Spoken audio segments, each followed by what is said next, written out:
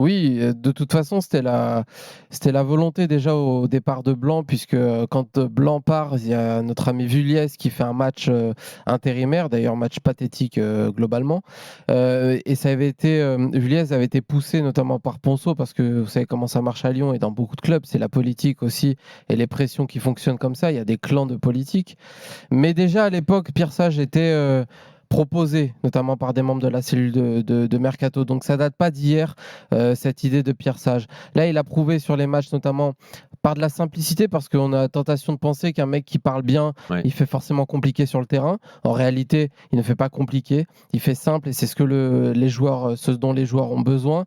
Donc il sera là et moi je le souhaite aussi qu'il soit là encore en 2024. Le club a besoin de stabilité. Lui, je trouve dans sa communication est très bon. Je trouve qu'il prépare à la défaite, alors que globalement, ses débuts sont très bons. Mais dans sa façon de parler de la défaite, il dit on va reperdre, mais vous inquiétez pas, l'objectif sera de rebondir après ça. Donc je le trouve très intelligent à ce niveau-là. Donc pas de doute pour moi. Et de toute façon, il parle d'intérimaire, mais il sait qu'en interne, il a beaucoup de courtisans, pas de courtisans, mais de soutien exactement. Simon, toujours un événement quand tu parles de Lyon désormais depuis 4 jours. Désormais, oui, tu viens de le rappeler. Hein.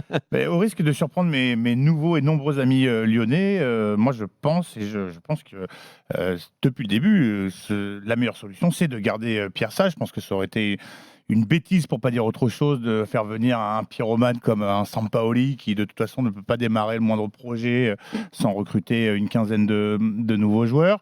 Je pense que c'est pas dans l'ADN de Lyon d'aller chercher un Antonetti ou un Duprat ou encore, bon, de toute façon, quand tu as payé tes courses ou ton péage à Saint-Etienne, tu es non grata à Lyon, donc de toute façon, c'était inenvisageable. Mais Pas toujours. je mais pense bon. qu'on l'avait dit avant ce fameux match contre Monaco.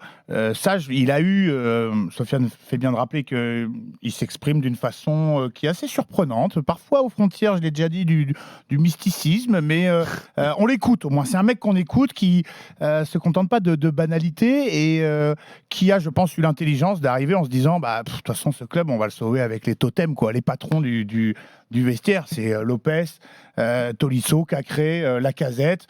Bon, il y a un doute quant à l'utilisation et les performances qu'il va réussir à obtenir de Ryan Cherki, parce que, excusez-moi de revenir sur le match à Monaco. Moi, Tous les chemins à Lyon mènent à Ryan Cherki. il y a quelque chose que j'ai trouvé très symptomatique, très révélateur, très surprenant. Je ne sais pas si vous vous souvenez de la passe de Cherki pour Nouama, qui est quand même 2 mètres devant le dernier défenseur à Monaco, comme s'il avait oublié la règle du hors-jeu, et que subitement, il s'était dit, il faut absolument que je fasse un truc, tu vois, décisif pour l'équipe. Non, mais vraiment, j'ai été absolument ahuri. Je maintiens donc que c'est les tauliers qui vont sauver Lyon. Je pense quand même qu'il leur faut un milieu de terrain au mercato, parce que on en revient au match de vendredi dernier.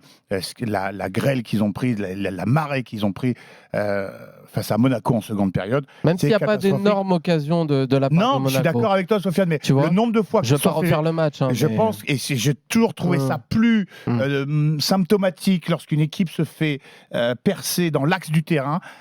Monaco, je ne sais pas combien de fois ils sont passés, ils sont arrivés jusqu'à 20 mètres du but.